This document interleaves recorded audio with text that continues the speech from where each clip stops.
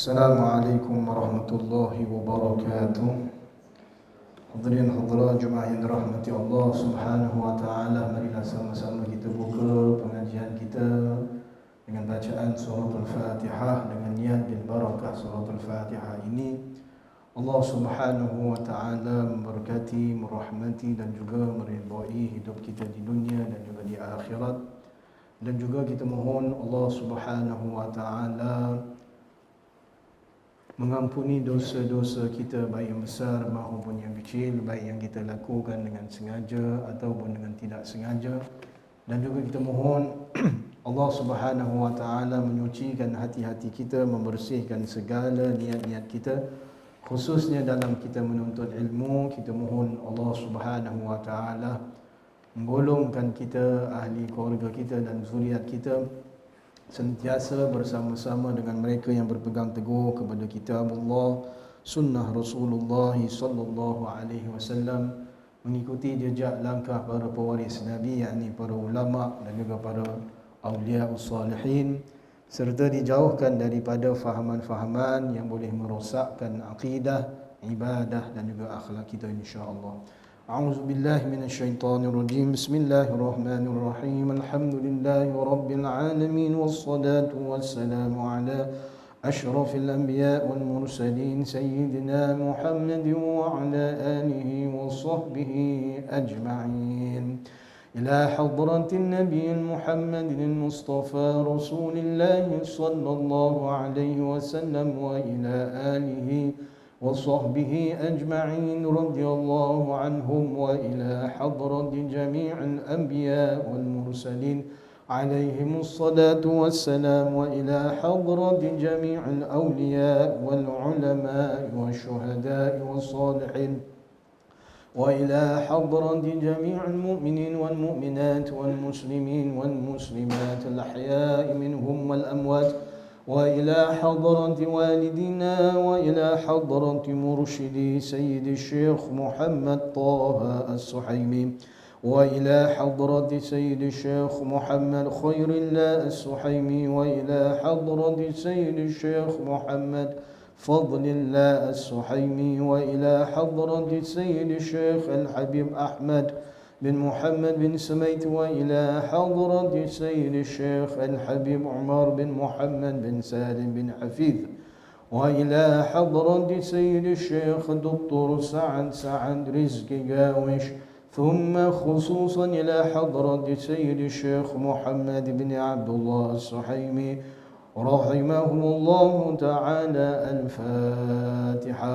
بسم الله الرحمن الرحيم الحمد لله رب العالمين الرحمن الرحيم مالك يوم الدين إياك نعبد وإياك نستعين اهدنا الصراط المستقيم صراط الذين أنعمت عليهم غير المغضوب عليهم ولا الضالين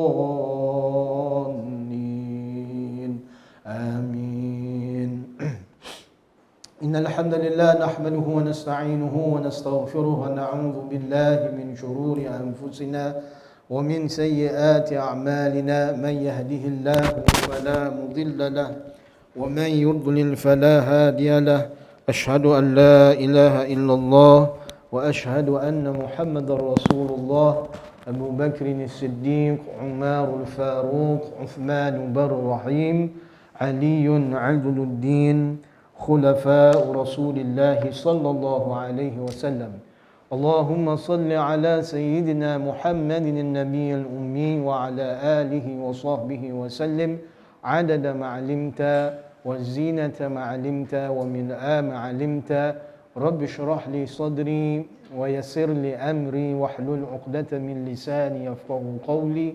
رب أعوذ بك من حمزات الشياطين وأعوذ بك رب أن يحضرون ولا حول ولا قوة إلا بالله العلي العظيم. لا إله إلا أنت سبحانك إني كنت من الظالمين. أما بعد. Hadirin hadirat jemaah yang dirahmati Allah Subhanahu wa taala, para murid yang kita kasihi, alhamdulillah syukur kita kehadirat Allah Subhanahu wa taala dapat kita kembali dikembalikan oleh Allah Subhanahu wa taala dalam majlis yang penuh dengan barakah ini. Alhamdulillah, walaupun dalam cuaca yang sejuk, macam dekat Cameron Highlands, tapi alhamdulillah kita dapat digerakkan oleh Allah Subhanahu wa taala bersama-sama menghidupkan majlis taklim, dan juga mudah-mudahan di dalam kita berada dalam majlis ini Allah Subhanahu wa taala mempermudahkan perjalanan kita, ahli keluarga kita ke syurga Allah Subhanahu wa taala. Kerana itulah yang dijanjikan oleh baginda Nabi SAW, bahawa perjalanan menuntut ilmu itu mempermudahkan seseorang untuk menuju kepada syurga Allah Subhanahu wa taala. Dan semuanya ini tidak dapat kita lakukan semuanya kerana dengan hanya rahmat Allah Subhanahu wa taala. Ini pilihan Allah Subhanahu wa taala. Ya. Dalam zaman yang kita lihat semakin kita hampir dengan zaman Ad-Dajjal.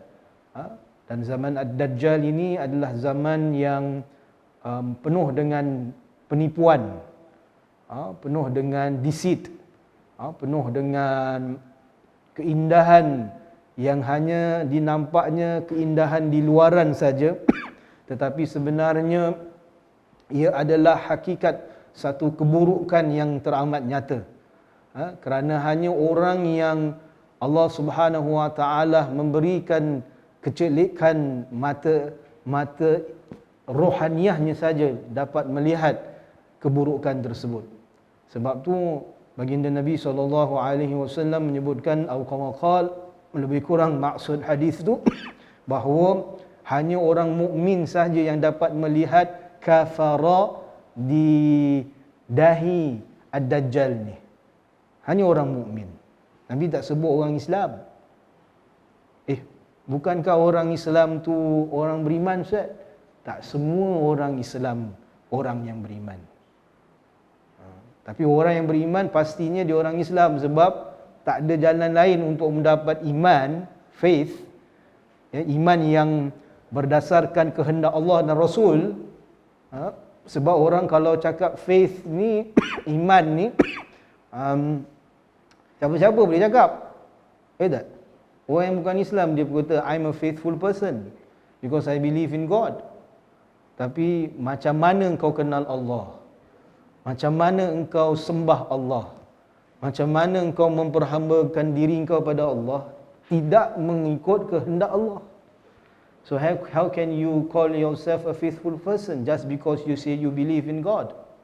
Semua orang boleh cakap, tapi tak semua orang boleh buat. Jadi begitu, hanya orang yang beriman saja yang dapat melihat kafara di dahi Ad-Dajjal. And kita berada pada zaman yang dekat dengan zaman Ad-Dajjal. Dah masuk ke belum, Ustaz? Itu saya tak tahulah. Tapi melihat keadaan itu, kita semakin hampir dengan zaman Ad-Dajjal. Dajjalnya dah ada, kan? Dia masih hidup, dia masih lagi makan, minum, mungkin beranak pinak, wallahu taala alam, saya pun tak baca biografi dia. Lifestyle dia, pasal dia tak masuk ke dalam majalah Lifestyle of the Rich and Famous. Tapi itu dia punya kehidupan. Dia manusia macam kita. Kalau manusia, dia mau makan, dia mau minum, dia mau rehat, dia mau tidur, dia mau gembira. Tetapi semuanya dengan kehendak nafsunya. Jadi dia berancang untuk menyesatkan manusia. Jadi ini adalah salah satu daripada rahmat Allah Subhanahu wa taala, secara sedar ataupun tidak. Kita dipilih oleh Allah Subhanahu wa taala untuk memperkuatkan iman kita melalui dengan ibadah yang diwajibkan oleh Allah Subhanahu wa taala. We want to do our ibadah as what has been told or been taught by Nabi sallallahu alaihi wasallam, menerusi ulama'nya, melalui pewarisnya. Dan ini yang ma'asyiral muslimin ramai kita lihat di kalangan orang Islam sendiri, dia tak ambil berat perkara ni. Ya, saya dah pernah belajar. Dulu kat madrasah saya belajar. Tapi kalaulah sekiranya ditanya, mungkin dia pun terlupa. Macam mana kita nak lakukan ibadah yang diwajibkan kalau kita sendiri tidak mengenal akan fundamental yang basic terhadap ibadah ni. Jadi sebab tu minggu lepas kita sebutkan tentang perlu peringatan tu. Perlu kepada ulang kaji. Jadi ini yang kita sedang lakukan. Kita mengambil masa ni yang hampir dengan bulan Ramadan dan malam ini malam yang besar. Malam ini adalah malam yang bersejarah ke atas baginda Nabi SAW. Merupakan salah satu dari perjalanan yang agung, Al-Isra wal Mi'raj Nabi SAW. Dan di situ dibawa oleh Allah Subhanahu wa taala melihat tanda-tanda kebesaran Allah Subhanahu wa taala, kerajaan Allah, keagungan Allah Subhanahu wa taala. Yang kita tidak dapat nak membicarakanlah pada malam ini sebab ini bukan tajuk pengajiannya. Baik, pada minggu lepas kita sudah masuk pada perkara berkenaan dengan kewajipan berpuasa itu dengan salah satu daripada 5 perkara yang kita telah sebutkan. Dan siapa yang mungkin tidak hadir pada minggu lepas boleh rujuk kembalilah kepada rakaman yang telah dirakam oleh kita punya Nur Insan. Boleh rujuk kembali kepada YouTube kat YouTube kalau nak cek balik Facebook. Facebook Nur Insan kat mana? Oh, dekat kita punya group. Oh, ya, boleh. Oh, belum share. Tapi nak share lah. Boleh rujuk balik di nanti WhatsApp. Ataupun siapa boleh masuk dalam Facebook saya pun, boleh lah. Saya punya Facebook pun saya ada buat rakamannya. Ataupun kat YouTube lah. Jadi insya-Allah lah tak terlepas apa yang kita telah bincangkan ataupun kita sampaikan pada minggu lepas. Dan kita juga telah menyebutkan tentang syarat sah puasa. Syarat ni ialah perkara-perkara yang mesti dilakukan ataupun mesti mengikut syarat tersebut sebelum ibadah tu dapat kita laksanakan. Dia punya conditions dia sebelum ibadah tu dilaksanakan. Dan kita juga telah membicarakan mengenai tentang syarat-syarat wajib berpuasa, iaitu ada 5 perkara yang tentang apa? Mengenai tentang Islam, mukallaf, mampu berpuasa, dia tu sihat dan juga dia tu bermukim. Baik. Dan sekarang ni pada malam ni kita nak masuk pada tajuk yang sama penting, bahkan mungkin kita nak sebutkan juga terpenting di dalam pengajian kita dalam bulan ini ataupun seluruh pengajian dars ni, iaitu mengenai tentang arkanus saum. Ataupun rukun-rukun puasa. Tadi sebut sebelum tu syarat-syarat sebelum ibadah tu. Sekarang ni nak laksanakan ibadah wajib ni, nak laksanakan ibadah puasa dalam bulan Ramadan, jadi nak kena buat dia punya rukun. Dan rukun ni kalau dalam sudut bahasa artinya tiang. Jadi kalau tak ada tiang dalam bangunan tu, dia rubuh. Bermakna apa? Rukun ini benda yang wajib, mesti mau kena buat dalam ibadah tu. Kalau kurang salah satu rukunnya, maka tak sah puasa kita. Walaupun dah cukup syarat. Walaupun dah cukup syarat, dah masuk waktu Ramadan, mufti dah umumkan, apa lagi? Dia ni dari sudut syarat wajib puasa, dia ni Islam, dia ni mukallaf, dia ni sihat, dia ni bermukim. Tapi kalau dia bila nak laksanakan ibadah puasa ni, salah satu daripada rukun puasa itu ataupun kesemuanya rukun tadi tak dilaksanakan, tak sah puasa dia di sisi Allah Subhanahu wa taala. Tertolaklah. Tertolak. Baik. Jadi rukun puasa ni berapa? Ini dia dalam kitab kita muka surat 5. Kalau kita dapat rujuk rukun puasa. Rukun puasa, al-imsaku 'ani syahwatil batan wal farj wan niyyah lailan. Rukun puasa ni dia ada 2 saja. 2 je. Kalau rukun solat 13. Tapi rukun puasa 2 je. Kurang salah satu, tak sah ibadah.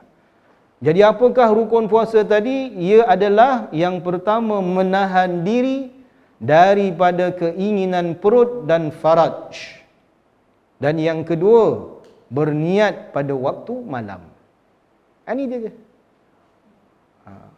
Pertama nak kena tahan diri kita, imsak, al-imsak, tahan daripada melakukan keinginan perut.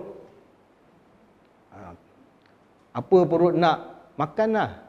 Tapi kalau puasa, nak kena tahan tu. Perut rasa lapar, tahan. Ya? Dan juga keinginan faraj, iaitu keinginan kemaluan. Apa dia tu? Nak berjimak. Dalam puasa tak boleh. Mau kena tahan. Dan juga yang kedua, berniat pada waktu malamnya. Nanti ini kita akan syarahkan. Perkara yang membatalkan puasa pula ada 2 golongan. Maknanya apa? Sekarang kita tengok kan, rukun puasa ni ada 2 kan? 2. Yang pertama, menahan keinginan perut dan faraj. Baik, bawah dia ni ada lagi 2. Kalau nak tulis graf kan, tak payah graf lah, awak gambarkan je. Ya. Jadi yang pertama, menahan diri daripada keinginan perut dan faraj. Bawah dia ada lagi 2 lagi. 2 golongan. Ataupun 2 subgroup. Apa dia tu? Yang pertama kata ulama, nau'un yujibul qada faqat. Di bawah rukun puasa yang pertama, menahan diri daripada keinginan perut dan faraj, ada satu golongan yang ulama kata golongan ataupun grup yang hanya wajib qada saja. Artinya kalau kita langgar rukun puasa pertama, boleh jadi termasuk dalam golongan yang number 1 ni, iaitu wajib qada sahaja. Dia batal, jadi dia wajib qada sahaja. Itu ada 6. Bawah dia pula ada 6 perbuatan. Apa 6 perbuatan tu nanti kita akan sebut satu. Yang lagi satu kata ulama, wa nau'un yujibul qada wal kafarah. Maknanya ada lagi satu grup di bawah rukun puasa pertama yang wajib kita tahan kita punya keinginan perut dan juga faraj. Sekiranya kita lakukan, dia ada golongan yang wajib kafarah yang wajib qada dan kafarah. Wajib dia qada dan wajib juga dia kena bayar denda. Kena bayar saman. Ada hukuman dia. Dan itu nasib baik satu perbuatan saja. Cuba bayang kalau 6 lengit tu. Ni 6 pun kalau buat pun lengit juga. Pasal qada puasa lengit ke tak lengit? Lengit. Betul? Orang lain semua happy-happy, makan lontong, makan ketupat, maklumlah hari raya kan. Makan sate, tapi dia nak bayar qada puasa dia dalam bulan Syawal. Lengit. Orang semua makan, dia tengok aja. Tak apalah, orang dah jemput. Tak baik pula. Sudahlah. Ai batal je. Nanti ai qada bulan Zulqaidah. Zulqaidah pula, sekarang open house pun Zulqaidah pun ada. Dah lah, tak apalah, nanti ai bawa forward Zulhijjah pula. Dapat musim haji. Forward. Dah Rajab. Kan dia selalu gitu kan. Last kena bayar fidyah. Minggu lepas ada orang tanya pasal fidyah. Mana dia? Tak datang. Oh ada. Ya? Dia selalu gitu. Jadi qada ni lengit. Kena bayar, sedangkan dalam orang apa ni, orang masih lagi tengah makan dan sebagainya. Baik. Jadi ini dia punya subgroup lah. Jadi ada 2 rukun. Yang pertama tadi menahan diri daripada keinginan perut dan faraj. Bawahnya ada 2 lagi golongan. Satu yang wajib qada saja, yang lagi satu wajib qada, wajib kafarah. Baik, kita nak bincang tentang yang wajib qada saja. Apakah perbuatan-perbuatan yang membatalkan puasa dan mewajibkan seseorang itu dia hanya qada saja. Dan qada di luar Ramadan lah tak boleh dalam Ramadan. Tak boleh. Luar Ramadan. Baik, rukun puasa yang pertama, golongan yang diwajibkan qada sahaja. Pertama, number 1. Wusulu syai'in madi ilal jawf aw ad-dimagh wa in qilla kasam simah aw lam yu'kal 'adah ka husah aw turab min munfadhi maftuh kal fam wal anf wal udhun wal qubul wad dubur wa jarh ad-dimagh idza kana 'amdan. Apa dia cakap ni ustaz? Dia cakap Arab dah. Kita tengok dia punya terjemahan lah. Iaitu menyebabkan sesuatu benda atau bahan sampai ke dalam perut atau otak walaupun sedikit seperti sebiji bijan dan walaupun biasanya bahan tersebut tidak dimakan seperti anak batu, tanah atau lain-lain melalui mana-mana saluran atau lubang yang terbuka seperti mulut, hidung, telinga, lubang kemaluan belakang, lubang kemaluan hadapan dan juga luka di otak apabila ia berlaku dengan sengaja. Ni apa dia cakap ni? Panjang sangat. Okey, kita simplifiedkan sikit. Baik, apakah maksud dia ni? Benda atau bahan? Sebab tu ulama kata benda dan bahan ni dia boleh jadi benda yang awak biasa makan ataupun benda yang tak biasa awak makan pun. Contoh kalau benda yang awak biasa makan sebiji nasi lah. Sebiji nasi. Kalau masuk dalam mulut, telan ketika dia puasa, batal ke tak batal? Batal. Satu nasi je ustaz, mana kenyang? Ini bukan masalah kenyang tak kenyang babe. Ini you dah masukkan benda iaitu nasi tadi dalam you punya perut. Kan? Dan ini telah membatalkan puasa sebab membatalkan puasa ialah masukkan benda tu dalam perut. Ataupun orang ni kata saya tak makan nasi ustaz. Saya makan biji kerikil. Ni apa benda kau makan biji kerikil pula? Lapar sangat. Lapar sangat. Manalah tahu. Orang lapar tengok tu biji kerikil macam nasi juga. Dia pun masuk. Tak ada kerja, letak kat mulut, telan. Saya makan batu ustaz, bukan makan nasi. Pun batal. Sebab dah masuk dalam perut. Okey, itu dia punya ringkasan lah. Okey. Baik. Kalau cakap gitu ustaz, perut perut kat sini. Ya tak? Macam kalau saya isap rokok ustaz. Saya puasa, asap rokok tak masuk dalam perut.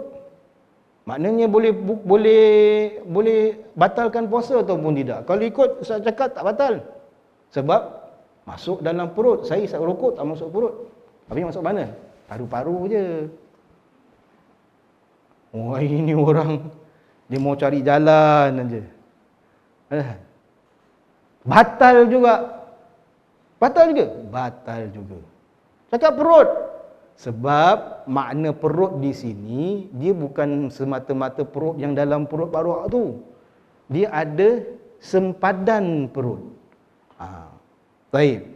Jadi itu yang disebutkan oleh ulama, keterangannya had atau sempadan perut. The borders of your stomach. The borders of kita punya perut.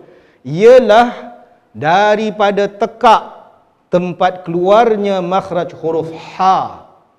Mulanya sempadan perut kata ulama ialah daripada keluarnya makhraj huruf ha.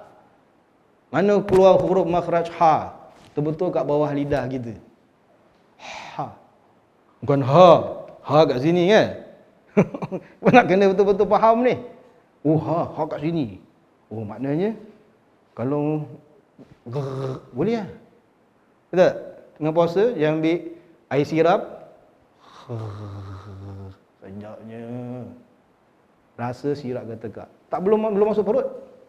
Baru kat sini je Ustaz. Tak. Bermulanya sempadan perut itu daripada huruf ha, makhraj huruf ha. Ha ni betul-betul lah bawah ke pangkal lidah kita tu. Okey. Itu mulanya. Sehinggalah ke mulut kemaluan belakang, yakni dubur. Daripada sini sampai belakang. Mulut kemaluan dubur. Dubur tu jelah kemaluan belakang kita tu. Maknanya kalau misal kata masukkan jari ke dalam dubur tanpa apa urusan, dia saja masukkan. Ataupun mungkin orang ada penyakit buasir tu kan, masuk. Batal tak puasa dia? Kalau ikut batal lah.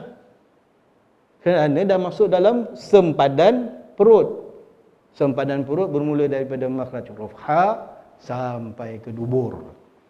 Atau sehingga mulut yang sebelah dalam bagi kemaluan hadapan wanita, yakni faraj. Yakni pintu kemaluan hadapan bagi wanita. Dia ada dua pintu, satu luar, satu dalam. Yang dalam punya. Contoh kalau seorang wanita tadi dia tengah puasa.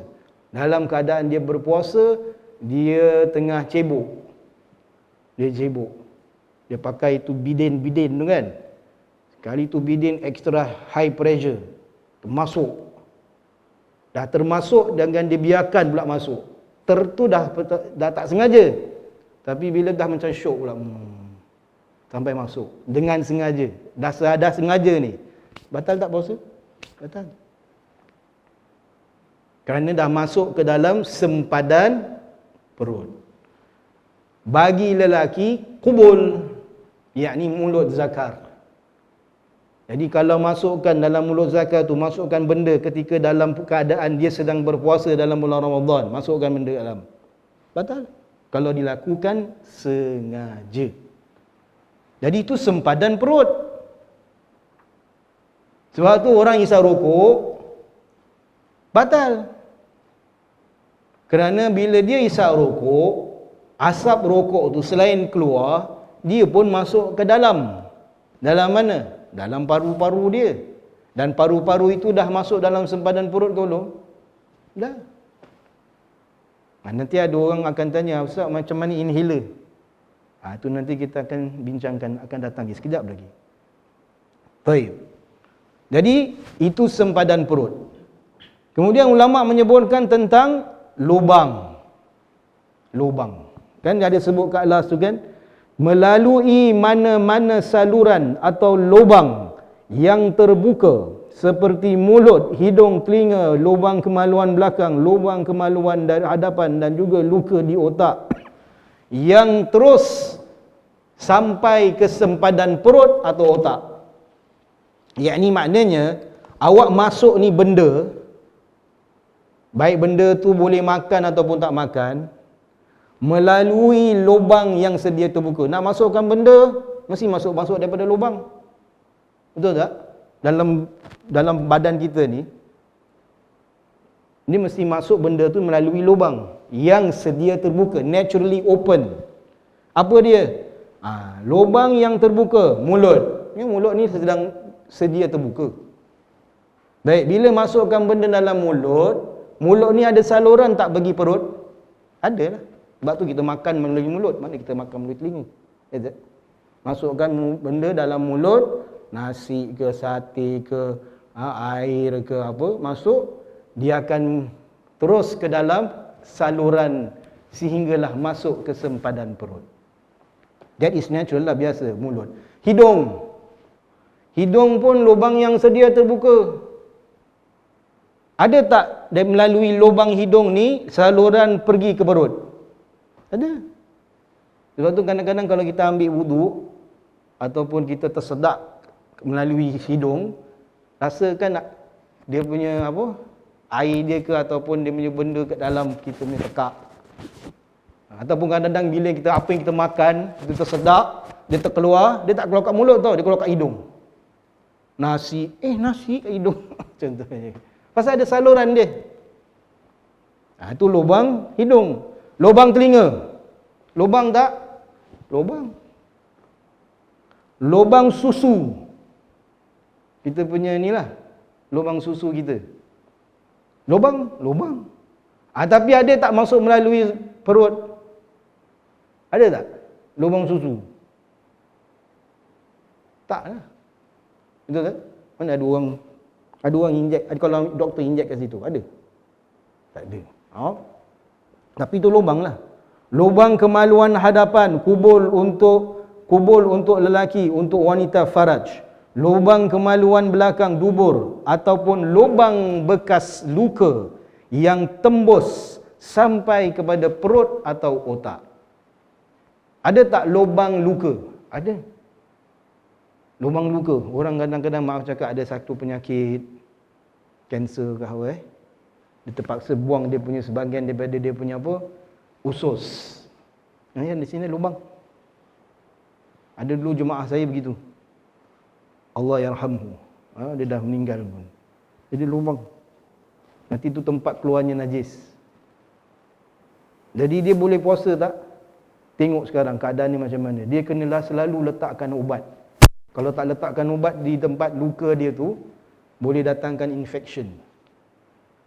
Jadi dia punya keadaan dah tak boleh puasa.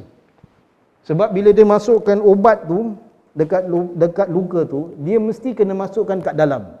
Bila dah masuk ke dalam, dah automatically dah masuk ke dalam sempadan perut. Orang ni walaupun dia puasa ketika tu, tapi bila dah kena masukkan ubat, batal lah puasa dia. Sama juga lubang bekas luka di otak, kepala dia. Ada orang gitu. Ada orang.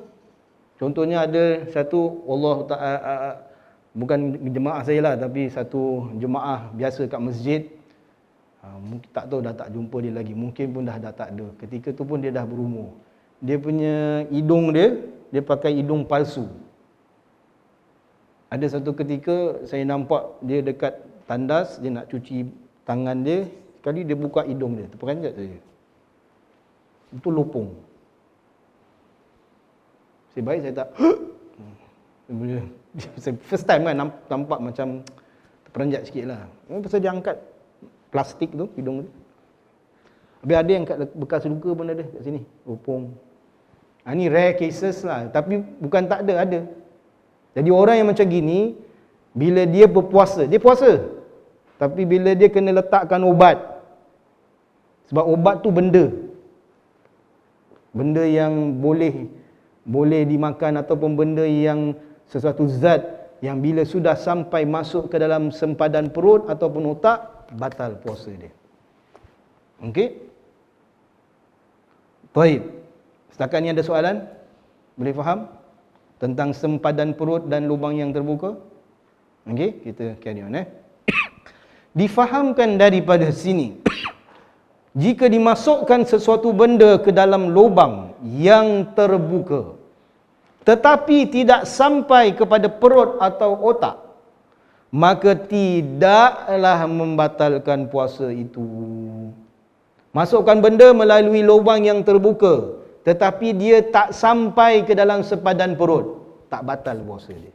Contoh, memasukkan air ke dalam mulut padahal air itu tidak sampai ke dalam tekak hingga pada tempat bunyi huruf ha. Ambil wudu, awak puasa ni sekarang, awak ambil air, awak komo-komo, batal tak? Batal ke tak batal? Masuk dalam lubang ni, lubang yang sedia terbuka kan mulut, tapi dia belum masuk ke dalam sempadan perut, yakni di bawah huruf ha, di bawah lidah makhraj huruf ha, dia cuma masih kat mulut je. Batal ke tak batal? Tak batal. Tak batal. Sebab tu boleh tak kita berkomo-komo ketika kita berpuasa? Boleh. Boleh amalkan tu sunnah dalam wuduk kita. Tetapi ada tetapi dia lah. Contohnya kan. Tu nanti kita akan syarahkan juga. Tapi ini dia punya basic. Kita tahu, masukkan air dalam mulut yang lubang sedia terbuka, selagi dia tak masuk ke dalam sempadan perut, tak batal. Air, lagi satu contoh, air masuk ke dalam hidung tetapi tidak sampai naik ke dalam kepala, iaitu tidak masuk ke dalam otak. Maksudnya ambil air masuk ke dalam hidung je. Batal tak puasa? Tak batal. Selagi dia tak sampai ke dalam otak ataupun masuk ke dalam sempadan perut. Jadi korek hidung batal tak? Orang kecil-kecil, tak boleh korek hidung tu, batal. Hidung gatal pun gini je. Kan? Dulu saya ingat dulu, darjah 1, tak boleh korek hidung, batal. Jadi korek hidung batal ke tak batal? Tak batal lah.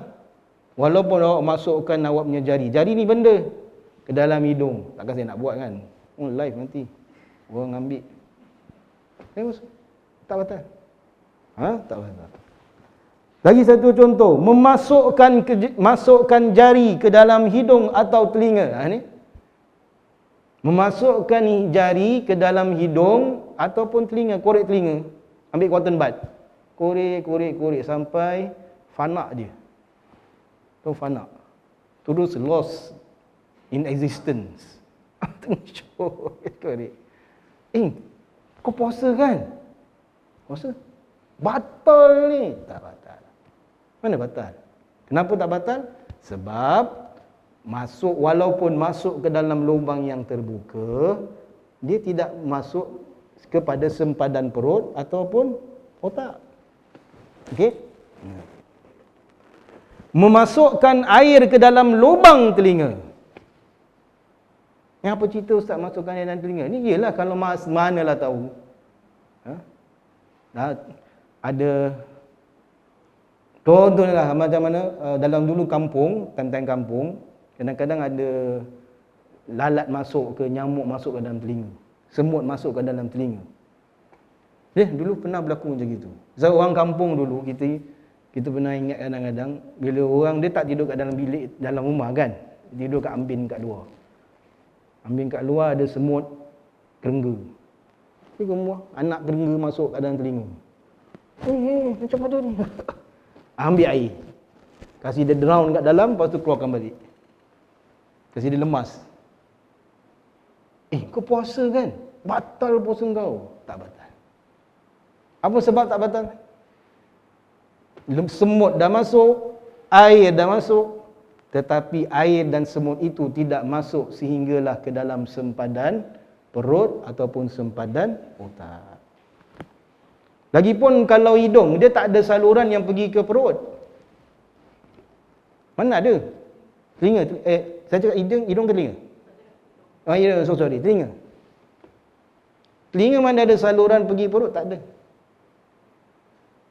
Sebab tu kalau awak tak letakkan air satu cawan pun, awak tak akan rasa air tu kat tekak awak. Cuba tapi awak letakkan air kat dalam hidung, terasa kan? Bukan saya suruh buat lah, tapi tak perlu buat, tapi dah pernah rasanya. Kenapa? Sebab lubang hidung, saluran dia tertutup dengan eardrum. Dia tertutup. Awak korek macam mana korek dalam pun, jangan awak lakukan gitu sebab dia boleh rosak ya. Sebab tu tak digalakkan kita korek banyak-banyak sangat. Sebab nanti dalam kita punya eardrum tu dia rosak. Dah jadi hal. Begitu juga, tak ada saluran yang pergi ke otak. Dia tertutup.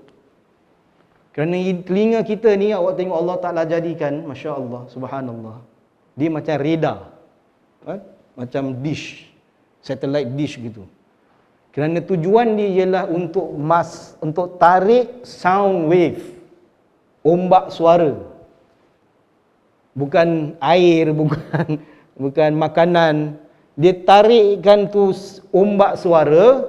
Jadi bila ombak suara tu masuk ke dalam telinga, sampailah ke eardrum, itu tembok yang halus, yang tembok yang delicate, dia ombak tu dia macam pukul-pukul kita punya eardrum. Jadi dia bergerak. Itu yang otak kita nanti dia interpret, dia terjemahkan daripada sound wave tu. Dengarlah awak suara saya yang merdu ni. angkat apa, masuk bakul angkat sendiri. Itu pasal kita boleh dengar suara. Sebab kita punya eardrum tu dia bergerak, dia terima, dia macam Morse code. Subhanallah. Nikmat betul tak Allah Ta'ala jadikan ni. Hebat. Jadi ada saluran, tapi saluran telinga itu tidak melalui perut, tidak melalui ke perut dan tidak juga ke otak. Jadi sebab itu kalau letakkan air kat dalam pun dia tak batal puasa kita. Ya, buat sengaja pun tak batal. Baik, tidaklah membatalkan puasa itu jika dimasukkan sesuatu benda ke dalam badan hingga sampai kepada perut atau otak, tetapi ia tidak masuk menerusi lubang yang terbuka. Tak batal puasa. Kalau awak masukkan benda ke dalam badan awak, badan, yakni masuk ke dalam perut, sempadan perut, selagi dia tidak masuk melalui saluran yang terbuka. Contohnya, menggosok minyak. Kadang-kadang awak lihat dalam kita punya kitab ni, ada contoh-contoh yang mungkin zaman sekarang dah tak amalkan lagi. Sebab kitab ni kita ada ambil daripada kitab Matla'ul Badrin, kitab ulama' lama. Tetapi Masya Allah, ulama'-ulama' ni semua contoh dia dah kasih. Hatta sampai sekarang pun dia masih relevan. Dia boleh diambil kiasannya. Contohnya lah ni tadi ni, menggosok minyak pada kulit. Walaupun minyak itu meresap masuk ke dalamnya kerana lubang peluh, bukanlah lubang yang terbuka. Lubang peluh, kita punya badan ni ada lubang juga, namanya lubang peluh. Jadi lubang peluh tak dikira sebagai lubang yang sedia terbuka. Sebab tu bila kita puasa, perut sakit. Sakit perut. Apa mau buat? Taruh minyak. Minyak kapak lah contoh kan. Ataupun sekarang orang tak pakai minyak kapak, dia pakai minyak apa? Minyak yang roll on tu. Bau wangi sikit, lavender. Taruh sampai setengah botol habis. Batal tak puasa? Tak batal. Walaupun minyak itu menyerap masuk ke dalam badan kita melalui lubang peluh. Lega sikit, syoknya. Perut dah tak sakit. Sebab tidak dikira lubang peluh itu lubang yang sedia terbuka. Walaupun dia dah masuk menyerap ke dalam badan kita. Dah masuk ni melalui sempadan perut dah. Tapi kerana bukan melalui lubang yang sedia terbuka. Yang tadi kita dah list down tu tadi. Ataupun bersuntik, mencocok obat. Apa ni? Injection. Menerusi peha, lengan, punggung atau sebagainya, ataupun melalui perut. Tak batal. Walaupun dia dalam keadaan dia puasa, contohnya dia pergi tengok doktor nak injection. Ni tak menyebabkan dia rasa lemah badan dia, contohnya lah, dia masih kuat lagi. Jangan batalkan puasa sebab awak tak batal pun puasa awak. Saya kena injection Ustaz. Macam mana ni? Dah masukkan benda ke dalam sempadan perut, tetapi dia tak masuk melalui lubang yang terbuka. Sama juga orang pakai drip. Drip kan masuk air. Tapi masuk air melalui mana? Lengan. Kan? Melalui lengan yang bukan lubang yang terbuka. Jadi batal tak puasa? Tak batal. Kalau ikut kaedah tu, dia masukkan pin, dia mengeluarkan darah, dia cuci darah, dia masukkan darah balik. Kalau ikut kaedah balik pada tu, dia tak batal puasa. Tak batal. Tetapi orang yang dalam proses tengah dialisis, biasanya dia sihat tak? Dia ada kekuatan tak? Kalau dia sihat, dia ada kekuatan, dia boleh teruskan berpuasa, dia boleh terus berpuasa. Tapi kalau dalam keadaan dia lemah, sakit, tak bermaya, Boleh tak dia batalkan puasa dia? Boleh. Disebabkan dia sakit. Bukan disebabkan batal puasa dia. Sebab kaedah dia masukkan pin, cucikan darah dia keluar. Itu melalui kaedah yang tidak melalui lubang yang sedia terbuka.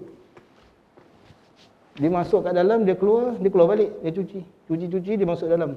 Tapi melalui lubang peluh kita lah kira. Kan, dia masukkan. Dia tak masuk melalui hidung, perut, mulut ataupun bekas luka ataupun sebagainya, tidak. Tetapi biasanya orang dalam keadaan dialisis, biasa adatnya dia akan rasa lemah, dia akan rasa sakit, dia akan rasa macam loya dan sebagainya. Jadi macam mana keadaan ni? Boleh tak saya buka? Awak dalam keadaan sakit, dan bila dah sakit, itu dah kira tak cukup syarat. Kan? Betul tak? Ingat tak? Bila sebelum tu kita sebut tentang rukun ibadah puasa kan ada tentang syarat. Syarat-syarat puasa. Syarat-syarat wajib puasa. Dan syarat-syarat wajib puasa ialah dia mesti sihat. Sekarang dia tak sihat macam mana? Dia boleh batalkan puasa dia. Mana? Kalau dah drip masuk mana? Hidung. Masuk hidung dah lubang sedia terbuka. Dah batal puasa dia pun. Kalau dia puasa, kali dia kena letakkan drip masuk kat dalam hidung, susu tu tujuannya pun supaya dia makan lah. Jadi bila dia dah masuk melalui lubang sedia terbuka, iaitu hidung, dia akan masuk ke sempadan perut, batal lah. Tapi berdosa tak? Kalau dia memang keadaan dia sakit, tak berdosa. Dia dah memang dapat rukhsah, dah dapat keringanan. Sama juga kalau orang tu dia tiba-tiba dia badan dia lemah, sampai terpaksa bawa pergi hospital, doktor letakkan drip. Kalau dia boleh tahan, dia boleh teruskan puasa dia, silakan. Rasanya orang kalau dah pakai drip, dia sihat. Tak juga. Saya tengok ada orang dah pakai drip, sihat juga. Mesti sakit. Batalkan puasa sebab dia dah sakit. Kalau itu nasihat doktor boleh mudarat, dan memang boleh mudarat lah. Kan? Dia kadang-kadang perkara ni dia balik pada diri seseorang tu. Saya ada satu hamba Allah Subhanahu Wa Taala, dia pergi dialisis. Tapi dia puasa. Pasal dia boleh tahan, dia cakap. Walaupun dia memang dikira sakit, tapi dia puasa. Tapi batal tak puasa dia tak batal. Sebab kerana masukkan tadi melalui lubang yang bukan sedia terbuka. Tapi dia boleh tahan. Sekarang kalau awak cakap ni, sudahlah, awak dah memang dialisis, awak buka, sudahlah. Saya rasa sihat. Takkan kita nak paksa dia. Sebab dia masih tetap diwajibkan puasa kalau dia dah cukup 5 syarat tadi tu. Saya rasa sihat, saya bukan rasa sakit. Jadi nak kena tengok pada keadaan. Jadi sebab ni bila kita belajar ilmu fikih ni, hadirin dan hadirat jemaah yang dirahmati Allah SWT, kita tahu kita punya dasarkan ilmu ni, kita boleh letakkan hukum yang sesuai pada keadaan seseorang tu. Tapi ini dia punya bising lah. Kita dah tahu kan keadaan macam itu ialah okey, kalau masukkan benda, selagi benda tu dia tidak melalui lubang yang sedia terbuka dan tak sampai kepada sempadan perut, ataupun kalau dia sampai kepada sempadan perut bukan melalui lubang yang sedia terbuka, tak batal. Contohnya macam tadilah injection tak batalkan puasa. Melalui lengan, paha, punggung ataupun sebagainya. Lagi satu contoh, menaruh obat pada mata, walaupun obat itu terasa dalam tekak. Awak puasa letak ubat mata, aimo, ataupun ubat apa sajalah, ubat mata, sampai rasa kat tekak, batal tak puasa? Ulama kata tak batal. Why? Sebab mata ni selagi dia ada kat dalam dia punya lubang, dia tak kira sebagai lubang yang sedia terbuka. Selagi awak ada mata ni, mata original lah. Tapi kalau mata, apa orang kata, mata buatan punya, itu bukan kira lubang original. Bukan yang original. Itu dah kira lubang luka yang sedia terbuka.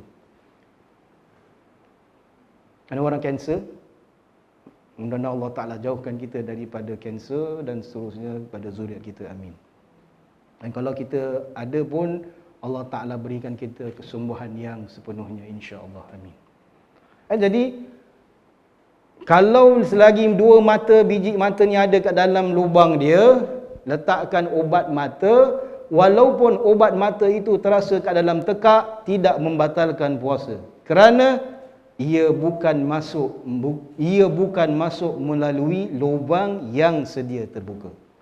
Kecuali kalau tak ada biji mata tu. Itu dah lain, itu dah lubang luka. Bila lubang luka masuk dengan ubat, rasa kat dalam tekak, batal. Okey? Mencelak mata. Mencelak mata walaupun kemudiannya didapati warna celak itu pada air ludah atau didapati rasanya pada tekak. Ni orang dulu-dulu kalau dia pakai celak macam mana? Yang jenis serbuk. Jenis serbuk, ingat tak? Sekarang dah tak pakai serbuk lagi lah. Sekarang semua pakai yang macam baru je. Tapi sekiranya sekarang kalau awak pakai celak. Pakai celak ni dia sunnah Rasulullah sallallahu alaihi wasallam bagi lelaki maupun wanita lah. Pakai. Tengah puasa ni, kali masuk celak tu sikit-sikit masuk ke dalam kita punya dia punya mata, sampailah bila dia tercampur jatuh kat dalam dia punya tekak. Sebab daripada mata ni dia ada saluran pergi ke hidung, boleh saluran pergi ke tekak. Walaupun dia jalan dia tu sulit, tapi kadang-kadang berlaku. Batal ke tak batal puasa? Tak batal puasa. Kenapa tak batal? Sebab kita sebutkan tadi, para ulama mengatakan lubang mata ini bukan dikira sebagai lubang yang sedia terbuka. Selagi mana apa? Selagi mana ada dua biji mata. Okey? Faham? Setakat ni? Jelas? Ada soalan? Berkaitan dengan ni? Tak ada. Okey? Jadi awak nak pakai celak, silakan. Okay? Nak pakai celak, silakan. Ada satu orang pernah soal saya. Cakap, Ustaz, boleh tak saya derma darah bila berpuasa? Derma darah. Ataupun apa tu Allahumma salli ala sayyidina Muhammad. Bekam. Ulama kata dia tidak membatalkan puasa, tetapi ada juga setengah ulama mengatakan dia makruh.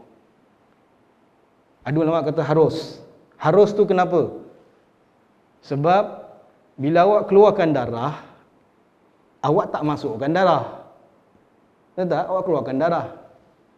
Keluar melalui lubang yang bukan sedia terbuka. Kan awak pakai injection juga kan? Sedut.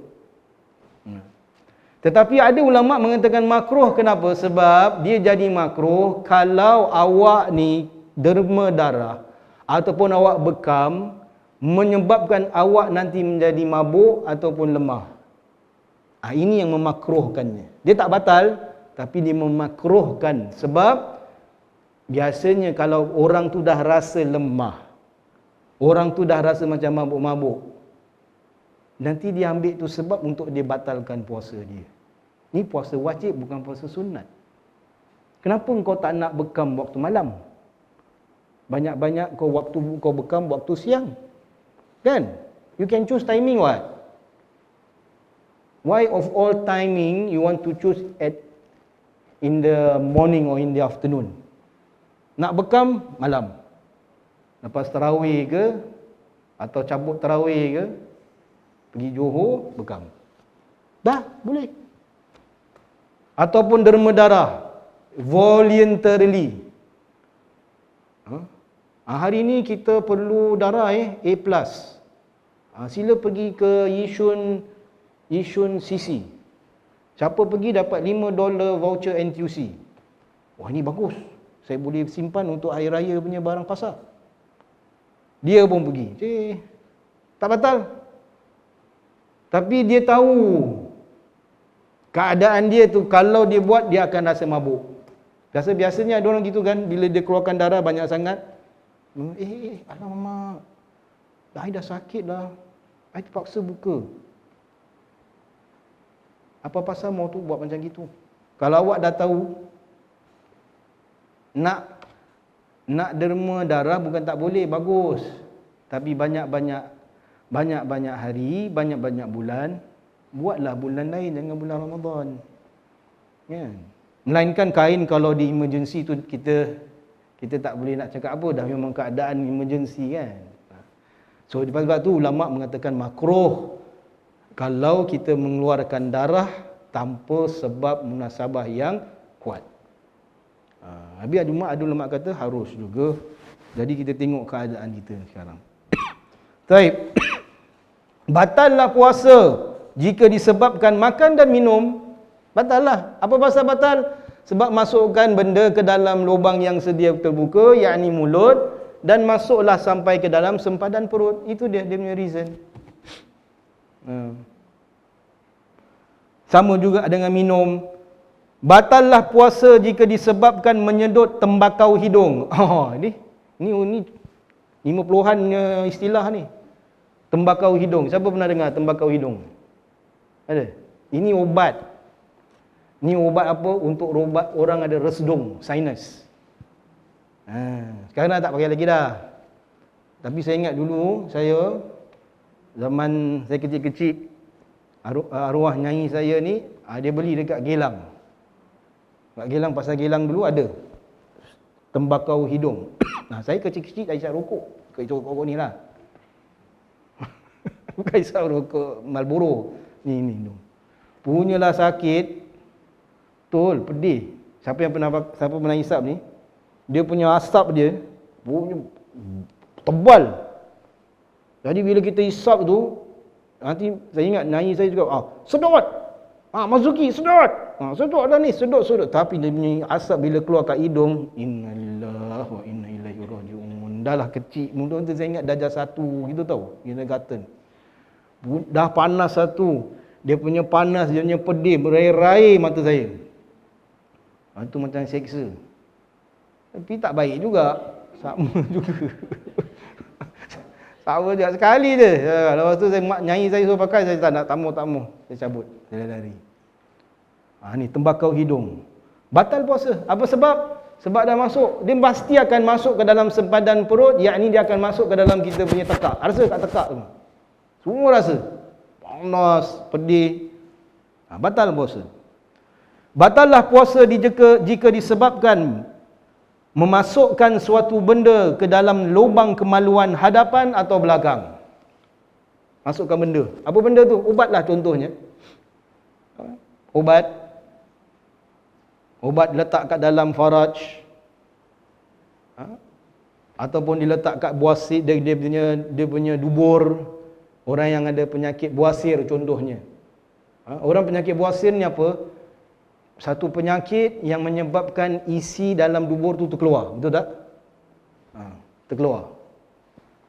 Jadi bila kulit ataupun isi dalam dubur tu terkeluar, bagi yang minor dia bolehlah letakkan sikit-sikit. Jadi jari ni masukkan. Asal sampai jangan tu masuk dalam sudah.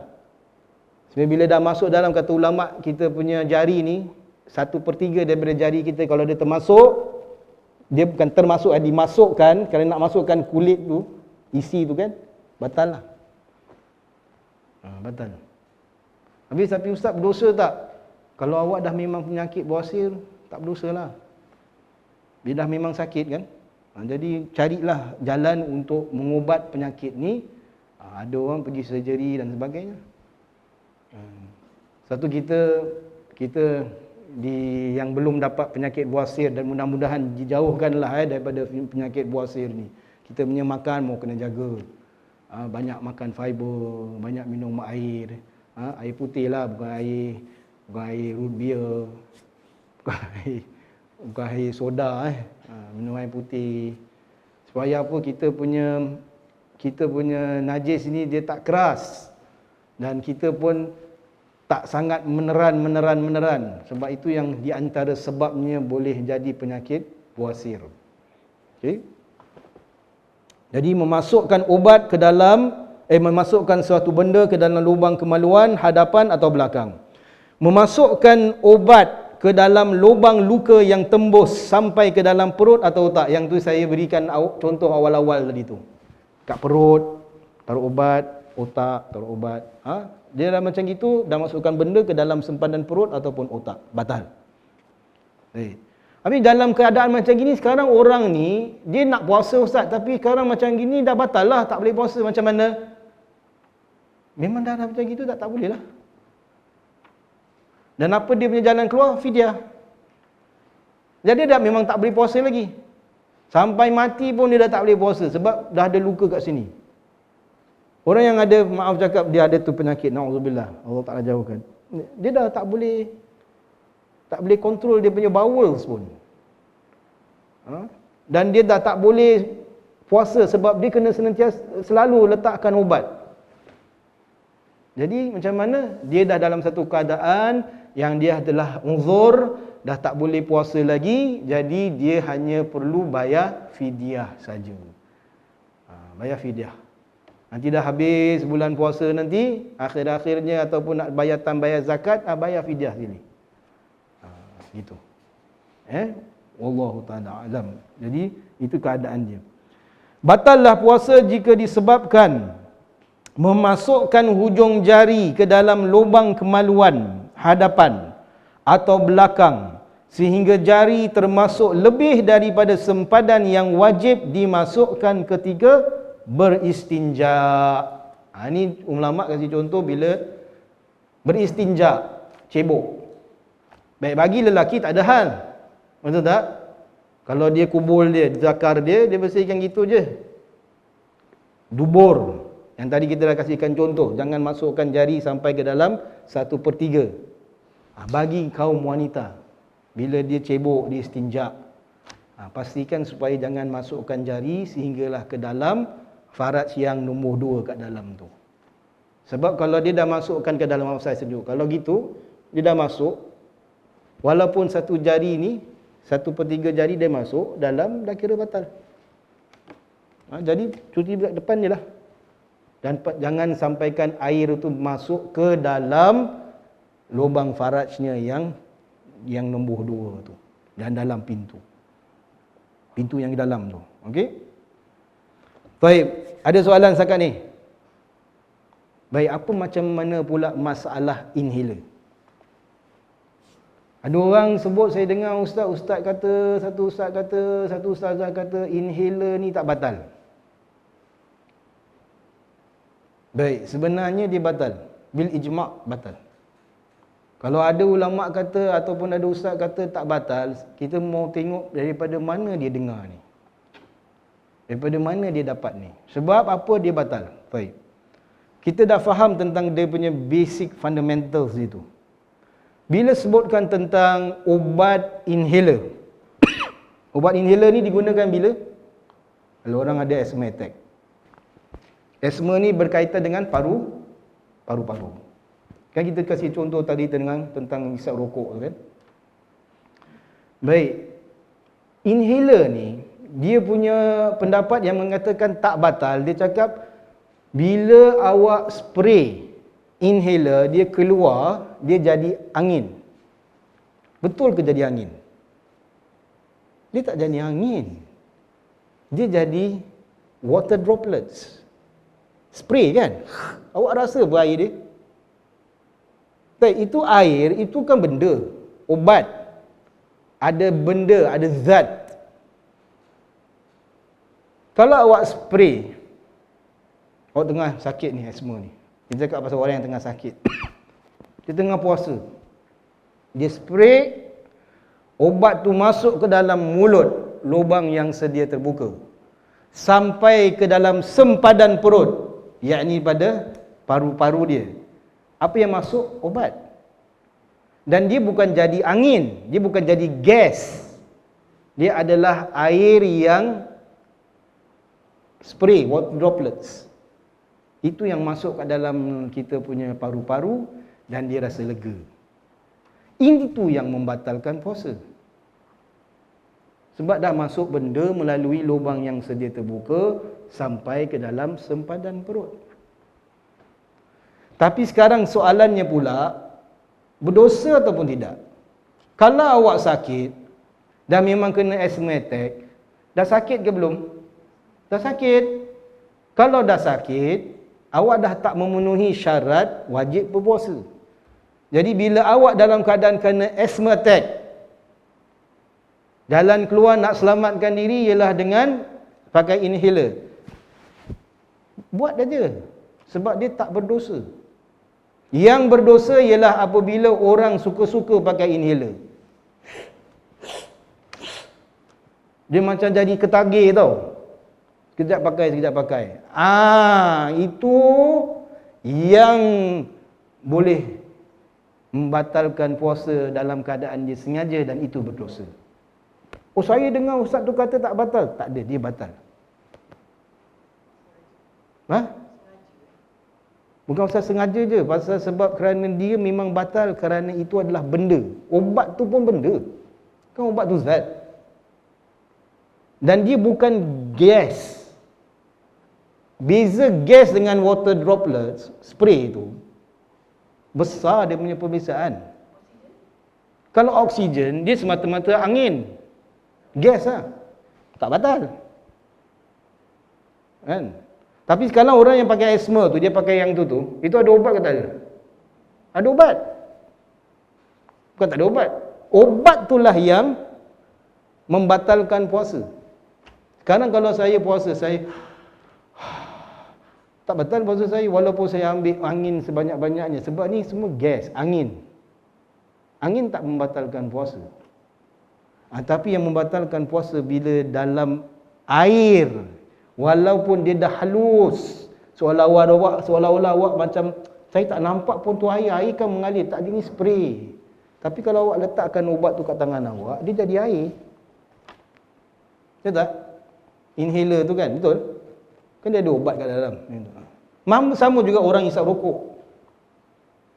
Orang isap rokok. Kenapa rokok tu membatalkan? Bukan hanya sahaja dia kerana masuk ke dalam sempadan perut melalui lubang yang terbuka. Kerana dalam rokok tu ada nikotin. Kan, asap rokok, dia ada nikotin. Itu nikotin itulah yang zat benda yang membatalkan puasa. Kalau awak ambil asap bukhur, asap yang bau wangi tu, dua-dua asap, warna pun warna asap.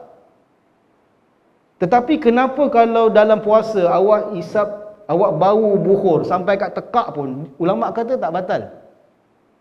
Tapi asap tembakau batal. Why? Sebab perbezaan asap bukhur dengan asap tembakau, asap bukhur dalamnya tak ada zat. Cuba awak letakkan kain putih, awak letakkan ke atas asap bukhur, dia tak ada tinggalkan apa-apa bekas. Dia tetap warna putih. Tapi cuba awak ambil kain putih, awak suruh orang isap rokok, bang, isap rokok kan, cuba kasih 2-3 puff dekat kain putih tu. Apa awak nampak kat kain putih tu? Kuning-kuning. Itu kuning-kuning apa? Nikotin lah. Walaupun 0.1% ke 0.05%, dia ada zat. Jadi bila isap rokok dalam keadaan berpuasa, dia masuk ke dalam lubang yang sedia terbuka sampai ke dalam sempadan perut, yang tinggal keluar balik itu, kat dalam yang tinggal tu nikotin. Itu yang batal tu. Sama juga dengan inhaler. Cuma inhaler dia bukan habuk, dia water spray. Jadi saya tak faham bila saya tengok kadang-kadang ada ustaz dia kata, oh tak batal sebab apa, awak memang dah sakit. Kalau dah sakit memang tak payah puasa pun. Tapi ini masalah kalau orang tu jadi ketagih, dia suka-suka. Ada orang suka-suka pakai inhaler. Ustaz, saya suka pakai ini inhaler hidung. Vicks. Batal tak puasa? Tu tak batal. Kenapa tak batal? Sebab tu bau je. Dia bukan ada obat dalam bau tu. Yang obat tu yang dia punya bola kat dalam tu lah. Kan? Tapi awak tak masukkan bola tu kat dalam hidung awak. Awak cuma ambil bau dia je. Itu tak batal. Tak boleh samakan dengan inhaler. Baik. Jadi kalau awak memang ada asthma attack dan perlu menyelamatkan diri dengan menggunakan inhaler, obat, silakan. Tak berdosa pun, tapi wajib qada. Sebab ni masuk pada golongan yang pertama tadi tu. Batal, wajib qada. Tapi kalau dia suka-suka pakai, dia tak sakit pun, dia tak kena asthma attack pun, tapi suka-suka nak pakai inhaler, batal puasa dia, berdosa, wajib dia qada. Ada soalan? Nasal spray. Ya, betul. Sebab nasal spray ni pun sama kaedah dia macam inhaler, cuma dia punya spray tu tak powerful lah macam inhaler kan. Tapi dia nasal spray dia tetap juga keluar air, water droplets, dalam dia ada ubat supaya bila kita spray dekat hidung dia meredakan kita punya sinus. Tapi bila pakai tu selalunya akan terasa di tekak. Bila dah sampai kat tekak, itu dah kira dah masuk ke dalam sempadan perut. Sebab tekak dia bawah lagi daripada makhraj huruf H. Tapi saya pakai tak rasa lah Ustaz. Iya ke? Betul ke kalau awak pakai tak rasa kat dalam tekak? Kalau awak yakin betul-betul dia tak masuk ke dalam tekak, okey lah. Tak batal lah.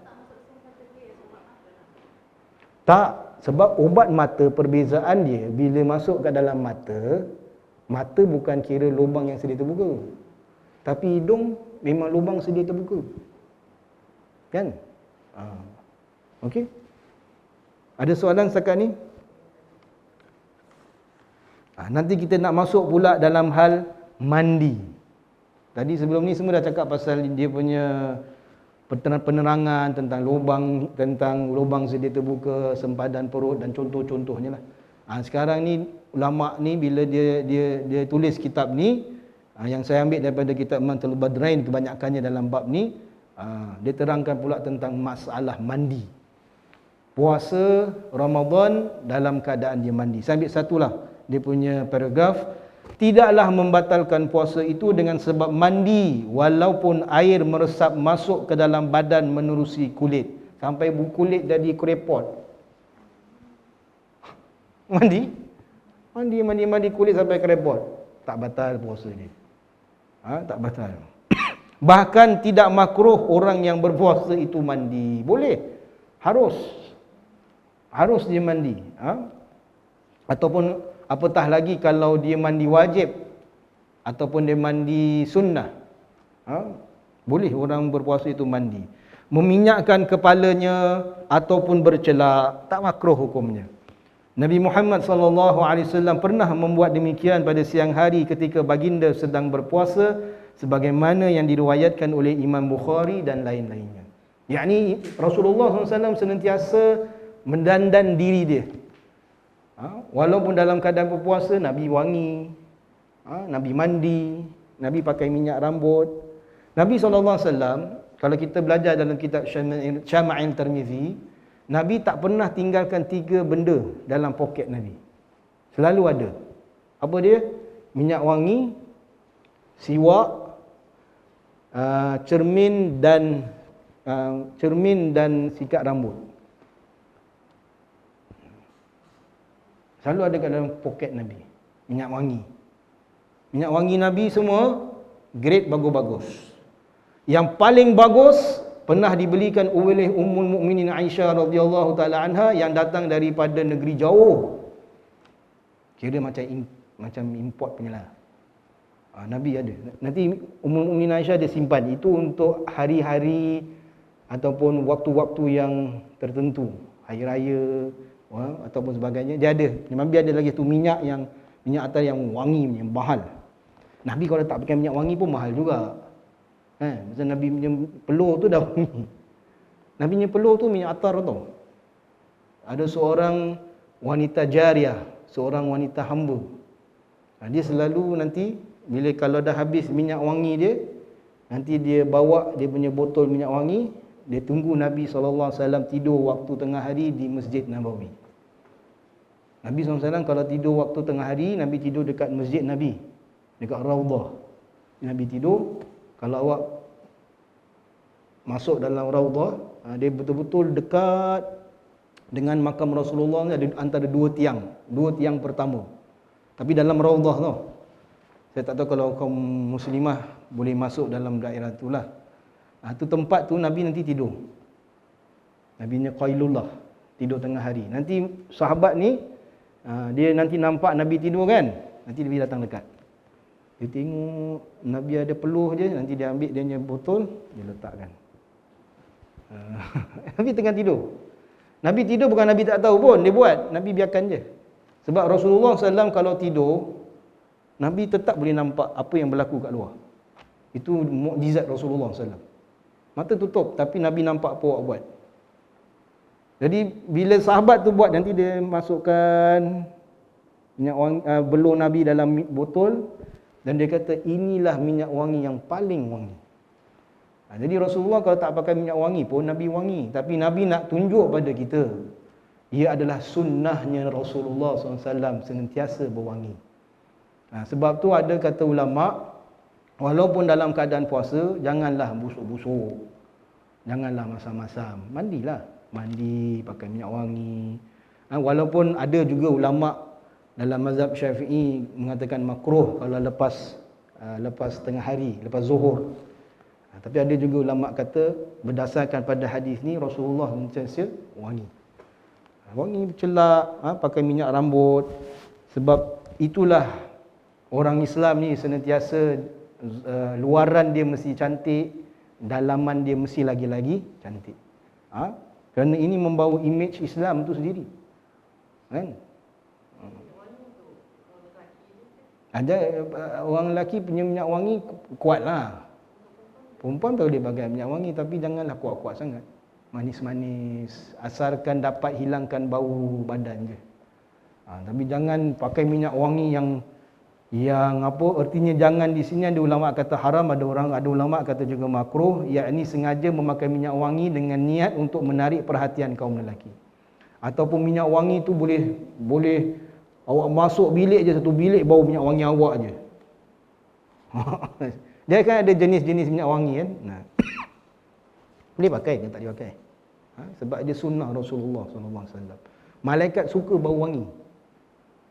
Apa pasal kita kadang-kadang ada orang tanya, kenapa dalam majlis-majlis zikrullah, majlis ilmu, hatta sampai kalau misal kata ada jenazah dalam bilik tu, dibakarkan bukhur. Apa ni bakar-bakar ni? Kan? Tak faham, orang tak faham. Apa ni bakar-bakar ni? Nak kasi makan jin ke? Kau nampak jin makan ke apa? Tak, itu bukan tujuan dia. Tujuan dia ialah untuk mewangikan tempat tu. Dan malaikat suka pada bau wangi. Malaikat tak suka bau busuk. Yang suka bau busuk syaitan. Sebab tu syaitan kata Rasulullah suka tempat najis. Najis bau wangi ke bau busuk? Busuk lah kan. Mana ada najis bau wangi? Kita punya najis pun kita cakap busuk. Jadi syaitan dia suka benda bau busuk. Malaikat suka benda bau wangi. Kenapa kadang-kadang hatta dalam tempat ada jenazah pun dibakarkan bukhur? Tujuannya supaya malaikat hadir. Malaikat hadir dalam rumah tu yang ada jenazah. Supaya apa? Malaikat bila lihat orang doakan jenazah tu, dia pun akan mendoakan, dia akan aminkan. Itu tujuan dia. Kenapa baca Quran? Bila jenazah ada kat tengah-tengah, baca surah Yasin ke, dia baca Quran ke, dia nak khatamkan Quran atau dia baca tahlil. Tujuan dia supaya satu, orang sibuk dengan berzikrullah. Dengan adanya zikrullah, tempat tu menjadi raudhah min riyadul jannah. Bila ada minyak wangi, tujuannya supaya malaikat hadir ramai-ramai. dalam keadaan wangi. Orang pun suka bau wangi. Itu tujuan dia. Bukan tujuannya lain yang selain daripada itu, tidak. Jadi dalam keadaan kita berpuasa pun, mandi, berminyak, rambut kan kasih rata-rata cantik-cantik, nak pergi masjid kan, nak pergi masjid pakai cantik-cantik. Rasulullah Subhanahu Wa Taala perintahkan orang-orang beriman bila pergi masjid, pakailah yang terbaik. Pakailah perhiasan yang terbaik. Perhiasan di sini bukan maknanya pakai perhiasan gold kan. Kalau lelaki tak boleh pakai gold lah, wanita pergi masjid pakai gold pasal perhiasan yang terbaik. Macam gini, macam mami combi punya. Apa bukan mami combi apa? Apa cerita tu? Mami jaruh. Tak. Maksudnya perhiasan, pakai baju yang menutup aurat dengan sempurna, memakai baju warna putih, itu yang sunnahnya lagi, memakai wangi-wangian. Itu dia. Baik. Ada orang masuk masjid pun pakai t-shirt. Kau pergi kerja pakai t-shirt. Pergi masjid pun pakai t-shirt. Bukan tak boleh pakai t-shirt. Bukan tak boleh. Tapi kan ini rumah Allah. Awak nak datang rumah Allah. Jadikan satu PL yang baik, satu sikap yang baik, habit yang baik. Bila kita pergi masjid, seperti mana Allah Ta'ala perintah, pakai baju cantik-cantik. Pakai baju yang indah, wangi. Kerana kita memuliakan rumah Allah Subhanahu Wa Ta'ala. Kan? Jadi kadang-kadang kita tengok orang pakai t-shirt, kadang-kadang pakai singlet punya, boleh nampak ketiak pun boleh nampak. Yang ada orang ada tattoo, alhamdulillah lah kau dah bertaubat, alhamdulillah. Tapi tutuplah tattoo. Pakai tattoo tu dah dilaknati oleh Allah dan Rasul. Dah bertaubat, alhamdulillah. Jadi ada malu sikit sekarang. One step after you dah taubat, have to malu. Ada tu rasa segan dengan Allah Subhanahu Wa Taala. Bukan dengan manusia, segan dengan Allah, segan dengan Rasulullah. Nak masuk rumah Allah, tutup. Pakai baju yang cantik. Ini semua adab dan akhlak. Kalau kita nak jumpa kita punya kekasih, bukannya wangi, bukannya paling cantik. Tapi kita nak jumpa dengan Allah, kekasih agung. Kita nak hidupkan sunnah Rasulullah, kekasih agung kita. Jadi ini habit dan juga perangai dan sifat PL yang nak kena ubah. Kerana itulah yang dilakukan oleh para salihin, para awliya Allah, para sahabat Nabi. Baik, kita berhenti di sini, insya-Allah kita akan sambung pada minggu hadapan. Nak dekat hampir pukul 10. Ada soalan, kalau siapa nak soalan saya izinkan 2, 3, 5, 4, 10. Tengok time lah. Ada soalan? Kaum ayah ada? Abang-abang? Okey, semua clear, jelas? Ibu-ibu? Tak apa. Taubat.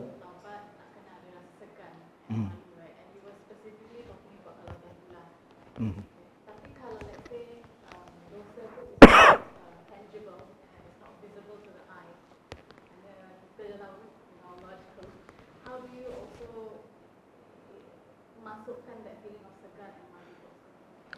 Bila kita melakukan satu dosa, imma dosa besar ataupun dosa kecil, apatah lagi dosa yang besar, salah satu daripada syarat taubat, dia ada 5 syarat. Ada ulama kata 4. Salah satunya ialah kita berazam untuk tidak melakukan dosa tersebut. Maknanya kita dah lepas dah. We are past that stage of doing that maksiat. Kita dah bertaubat dengan Allah SWT. Kita berazam tidak mau buat lagi. Kata ulama, dalam perkara ini juga bermaksud kita tutup aib kita. Jangan bilang dengan orang. Jangan bilang orang, sembunyikan. Sebab Rasulullah sallallahu alaihi wasallam ada menyebutkan Allah Subhanahu wa taala tidak suka sekiranya kita berbangga-bangga dengan maksiat kita. Au kama qala. Ini maknanya apa? Sembunyikan kau punya lepas yang yang sudah engkau bertaubat. Amalan maksiat yang kau lakukan. Sebab orang tak tahu, jangan bilang orang. Bukan kita kata, oh saya mesti jujur. Kita mesti terus terang. Tak perlu pun. Sebab tak ada apa pun yang harus dibanggakan bila seorang mukmin itu dia melakukan perkara yang dilarang oleh Allah SWT. It's not something to be proud of. Saya dulu minum arak 10 botol lah. Tapi dulu. Itukah kau nak banggakan? Yang harusnya kau banggakan ialah kau dapat melakukan perkara yang diperintah oleh Allah. Alhamdulillah, saya dapat juga berpuasa. Bukan cakap bohong-bohong tu, saya syukur dah. Contoh gitu. Wa amma bi ni'mati rabbika fahaddits. Nikmat yang Allah Taala berikan pada kamu, sebutkan. Tapi ini maksiat, dah bertaubat, jangan cakap, sembunyikan. Itu yang maknanya dia malu. Bukan malu dia malu kepada manusia tau. Apatah lagi ialah malu dengan orang beriman dan sebagainya. Itu disuruhkan. Tapi dia malu dengan Allah SWT, malu dengan Rasulullah SAW. Aku dah buat macam gini. Allah Ta'ala dah tutup. Orang tak tahu. Orang tak tahu pun saya dulu kaki zina. Orang tak tahu pun dulu saya kaki minum arak, saya kaki judi. Tapi dengan rahmat Allah, tutup. Habis Ustaz, kalau orang tanya, awak dulu pernah tak buat ni, buat ni? Awak perlu jawab ke? Tak perlu jawab ke? Senyum sudahlah. Apa senyum-senyum? Buat-buat ke tak pernah buat? Mana ada orang tak pernah buat dosa? Tak? Mana ada orang tak pernah buat dosa? Kalau ada orang manusia cakap dia tak pernah buat dosa, dia sekarang sedang buat dosa. Pasal dia kata dia tak pernah buat dosa. Manusia semua buat dosa. Tapi tak perlulah saya nak bilang awak dosa apa saya buat. Oh, jadi kita boleh belajar. Belajar je lah. Jangan belajar macam mana nak tinggalkan dosa tu sudah. Tak payah belajar macam mana saya buat dosa ni. Tak perlu. Tutup. Walaupun dengan suami, walaupun dengan isteri je, tutup. Nak bilang, awak tahu tak, dulu saya, sebelum saya kahwin dengan awak, 10 perempuan saya pernah. Is it something to be proud of? Awak ingat isteri awak suka dengar ke ni? Tak suka. Tutup sudah. Bukan cakap bohong, bukan saya cakap awak cakap bohong. Tak payah cakap. Tutup, ini aib. Allah Ta'ala dah tutup aib kita. Sebab tu Nabi kata, janganlah engkau buka aib orang. Kalau engkau buka aib orang, Allah Ta'ala akan buka aib engkau nanti di mahsyar. Ini aib orang tu. Apatah lagi aib diri sendiri. Tutup. Kita tutup aib orang dan kita juga disuruh tutup aib kita. Jangan buat lagi. Kalau buat, taubat. Kalau buat, taubat lagi. Sampai bila Ustaz nak taubat? Sampai matilah taubat. Pokoknya taubat. Jadi itulah maksudnya ialah kita ni malu. Ialah kita supaya kita jangan lakukan, ulangkan lagi dosa besar ataupun dosa kecil tadi. Dan kita tutup aib kita supaya tidak diketahui oleh manusia. Sebab cukup Allah dan Rasul tahu. Itu pun dah malu dah. Wallahu ta'ala alam. Okey? Ada soalan lain? Dah haus Dah lapar? Baik, insya-Allah mudah-mudahan Allah Subhanahu wa taala memberkati segala ilmu yang ada pada diri kita. Mudah-mudahan Allah Subhanahu wa taala berikan pada kita kekuatan untuk kita mengamalkan segala ilmu-ilmu kita dan juga mudah-mudahan Allah Subhanahu wa taala selamatkan kita dan juga ahli keluarga kita daripada siksa api neraka. Aqulu qawli hadza wa astaghfirullah li wa lakum wa lisairil muslimina wal muslimat wal mu'minina wal mu'minat. Subhanakallahumma wa bihamdika nashhadu an la ilaha illa anta nastaghfiruka wa natubu ilaik. Wa sallallahu ala sayyidina Muhammad wa ala alihi wa sahbihi ajma'in. Subhana rabbika rabbil izzati amma yasifun wassalamun alal mursalin walhamdulillahi rabbil alamin. Sekian, terima kasih. Assalamualaikum warahmatullahi wabarakatuh.